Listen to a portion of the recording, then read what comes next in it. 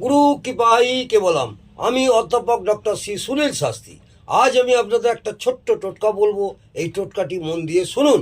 টোটকাটি হলো যারা দীর্ঘদিন ধরে অসুখে ভুগছেন এবং অনেক ডাক্তার দেখিয়েছেন, কোনো রকম রোগ ধরতে পারছে না, কিন্তু শুকিয়ে পাকিয়ে যাচ্ছেন, মনের মধ্যে কোনো শক্তি নেই বা জোর নেই, সেই ক্ষেত্রে একটা এই টোটকাটি মন দিয়ে শুনুন।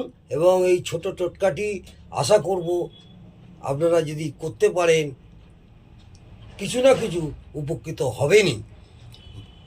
প্রয়োজন হলে আপনারা এই টোটকাটি একটা কাগজে লিখেও নিতে পারেন।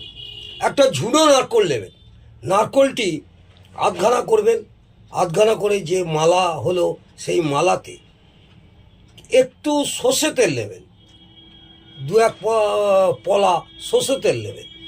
সর্ষে তেল নিয়ে একটু কালো তিল দেবেন, কালো তিল দিয়ে আর একটু কী করবেন, সিঁদুর দেবেন, গুটি কয়েক মাস কলাইয়ের দানা ওই মালার ভেতরে রাখবেন।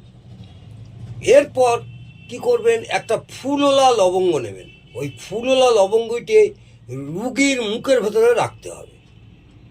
আর মালাতে যে আপনারা তিল, সর্ষের তেল, সিঁদুর, মাস কয়েক দানা দিয়ে যে মালাটি রেখেছেন, ওই মালাটি রুগীকে পা থেকে মাথা পর্যন্ত ক্লকওয়াইজ 21 বার ঘোরাতে হবে। 21 বার ঘোরাবার পর রুগীর মুখের সামনে ওই মালাটি ধরবেন আর রুগীকে বলবেন ওই ফুলওলা লবঙ্গটি মুখের ভেতর থেকে ওই মালার ভেতরে ফেলতে। তারপর ওই মালাটি চুপচাপ কাককে না বলে, কাককে জানানো চলবে না, একটা চৌরাস্তা মোড়ে গিয়ে চুপচাপ রেখে দিয়ে আসুন।